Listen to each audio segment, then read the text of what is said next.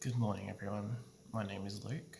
I'm your average Aussie Joe, and in today's video I want to talk to you about the steps I've taken to change my financial future.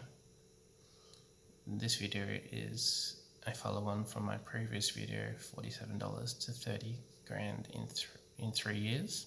In that video I talked to you about where my family and myself were 3 years ago and the journey we took to where we are now. And in this video I want to go into more details about each step that we took along the way. My steps, I've taken ideas from a number of different places, a lot of books that I've read along the way, and a lot of people that I've watched on YouTube over the years. Two big influences for me have been Dave Ramsey, and another one is the Barefoot Investor. I recommend you go check them both out because of them they're the reason I am where I am today. But first, to help this video out, please like, subscribe, leave a comment and share this video with a friend. So the first step I would like to call a pre-step. It's really getting in the right mind frame for going on a financial journey. I say this because going on a financial journey is not easy. You're going to go from spending money whenever you want to not really spending any money at all. And to do that, you really need to be in the right mind frame. A saying from one of my inspirations, Dave Ramsey, is you need to be sick and tired of being sick and tired. What this means is you have to be so fed up with living payday to payday that you're willing to make a sacrifice and make a change. It is being so over asking mum and dad for money that you're willing to make a sacrifice for a short-term sacrifice for a long-term gain. Step one. Step one is probably going to be one of the most important steps out of everything you do. That step is going to be making a budget. Why is having a budget so important? Well, a budget represents a visual promise that you are going to commit to this new lifestyle. A budget shows you where your money is going and what you are spending. For me, in the beginning, I was making a new budget every payday. I was adding new accounts, I was adjusting the amounts each time. The budget would get a little better and a little closer to what I needed it to be. And as life happens, as you get a new job or you get married or you have kids, you can keep that budget with you and you can adjust it as you go so that you always know where your money is going and you're always on top of your own finances. I am planning on making another video about a budget and going into even more detail about it and even showing you a step-by-step how to make the budget I use on an Excel spreadsheet. Step two, we're going to start with a promise. I want you to promise yourself that you are not going to take on any more debt. No car loans, no personal loans, no zip pays, no wallet wizards. If you have any credit cards, then I want you to cut them up and never use them again. You see, all these things are keeping you from reaching your financial goals. By having all these debts, every payday, every time you're making a payment to them, little by little, they're all taking away from your income, from your take-home pay. So then, instead of your money making you rich, your money is now making MasterCard rich. Now I hear what you're saying. You need your credit card to cover any sort of emergencies that may come up along the way.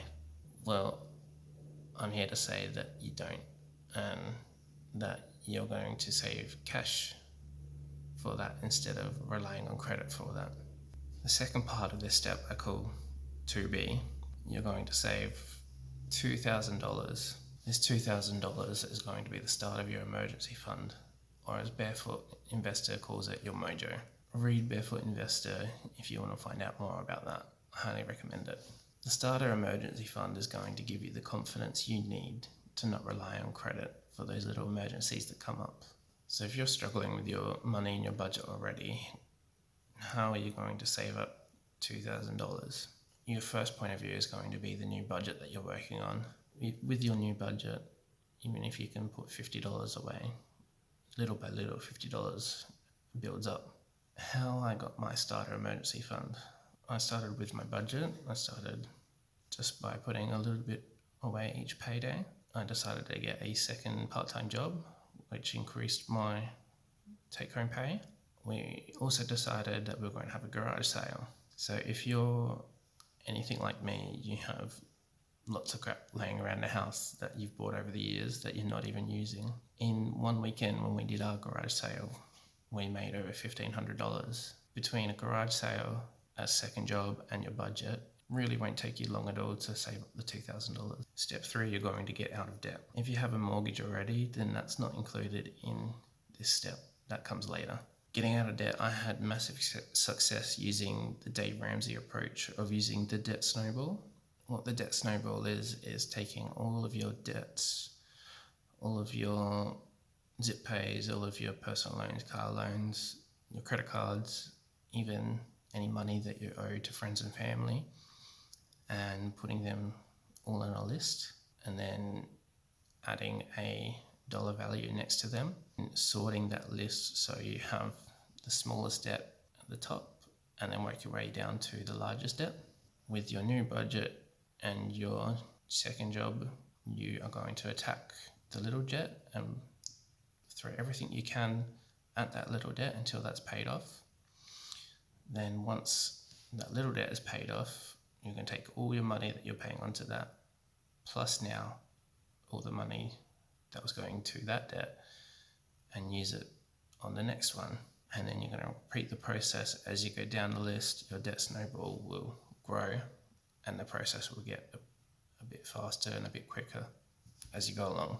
Something I did to quicken up the debt snowball was to sell our expensive cars, and then once we sold them, we just got cheap cars instead. But this isn't necessary. You can just add your car loans into the debt snowball and continue on like that. In step 4, you're going to go back to your $2,000 starter emergency fund, and you're going to want to take that all the way up to 6 months worth of expenses. How much is that, you ask? Well, it is different for everyone depending on your budget and your expenses. But a good way to think and look at it is a minimum of 6 months, but you can do more if you choose so. How to work out the 6 month part is go back to your budget and then look at what you're spending per payday, whether that's a week or a fortnight or monthly. If you get paid weekly, then take what you're spending in a week and then multiply that by 26. If fortnightly, take what you're spending in a fortnight and you can multiply that by 13. Or monthly, and then multiply that by 6, and that will give you your 6 months worth of expenses. There's nothing stopping you from doing more than 6 months, but I find that the 6 month mark gives you a good amount. It's not too much and it's not too little. You're going to achieve this by using your budget, and all that money that you was spending on your debt snowball, you can now use that and put towards putting away for your emergency fund. Step 5, what an amazing place to be. You have a budget that's working for you, you have no debt, and you have 6 months worth of emergency funds and money in the bank. Now's the time that you can take a breath.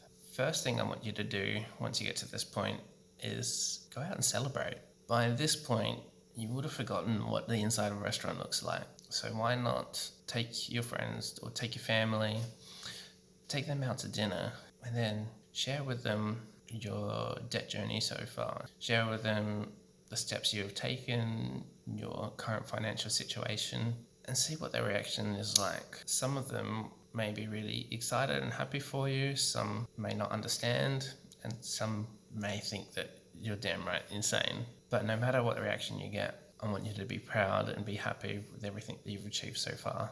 Where do you go from there? After you've got your budget, you paid off your debts, and you have your 6 months worth of emergency funds, then the next step will be to go, next time you're at work, go to your HR rep, and then you are going to want them to ask to increase your super contributions all the way up to 15%. Now, I know that sounds scary right now, but think about it this way.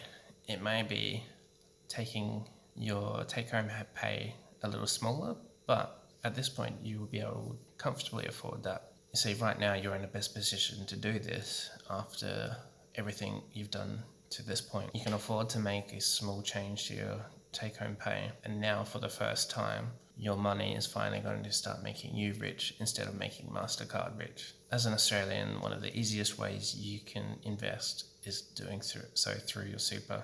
Every pay, that percent gets taken out and gets put towards your super. You don't have to think about it, you don't have to worry about it, it just happens. Step 6. So what do you do now? You've done everything up to this point, you've got your super going in. The next step depends on your current situation. If you have a mortgage, then this step is going to be you paying off your mortgage as quickly as you can. Why do we want to pay off a mortgage instead of just making the minimum payments over 30 years? Well, 100% of people that go into collections and go into foreclosure for their house all have mortgages. If you've paid off your mortgage, then the house is yours. No one can take that away from you. That feeling, to me, is worth more than anything else in the world. If you don't have a mortgage yet, then you are now in the best position to start saving for one. My suggestion for you is to save a minimum of 20%, no matter what the bank tells you, no matter what other people are telling you. If you have a fully funded emergency fund and you put 20% down for a mortgage, you're going to be in a much better position. What's next after that? Well, to be honest with you, I'm not there yet. I'm in the process of paying off my mortgage as quickly as I can. From the calculations I've done, it's still going to take me another 6 years, but that's okay. I'm committed and I know that it can be done, and I know that it's just going to be the best thing for me and my family. Once I have paid off the mortgage and I am 100% debt free, I'm probably going to turn to a financial professional. At that point, I'm probably going to start investing in the stock market. Well, maybe by then I'll know more, but it's something that I'm working on and really has my interest at the moment. So we'll see what happens when I get to that point. The choice is really up to you at this point. Once you are debt-free, you own your home, you're putting 15% into super, the choices are endless. Even if you get to that point and you decide that you want to live life and you want to start going on vacations, or you want to save up and buy that dream car, then you can now do that. It is really up to you. At the end of the day, you have a paid for house and you're putting 15% into your super. You're going to be okay. You're going to have a nice retirement. Once you get to this point that you've paid off all your debts, you've got your emergency money, you've got a fully paid for house, possibilities are endless. You can continue to invest and increase your net worth, or you can call it at this point and say to yourself, well, I've got my house, I'm doing my super, I want to go out and live life now. At the end of the day, you're going to be okay. You're going to have your retirement, you're going to have your super. It's up to you from this point. And because that you've made all these sacrifices to get to this point, you're going to be okay. You're going to enjoy life. This really is so achievable for everyone out there. It doesn't matter where you are in life. It doesn't matter what job you have. You can do this while earning 40 grand a year. You can do this while earning over 100 grand a year. The important thing is you just make a start. If you've made it to this part of the video, then I truly do thank you for watching. If this video has helped you at all, then my goal here has been achieved. If you have any questions, if you want any support during your debt journey, during your financial journey, then please leave me a comment and I will surely get back to you. Please like and subscribe for more videos, and I hope to see you all here next time. Cheers, bye.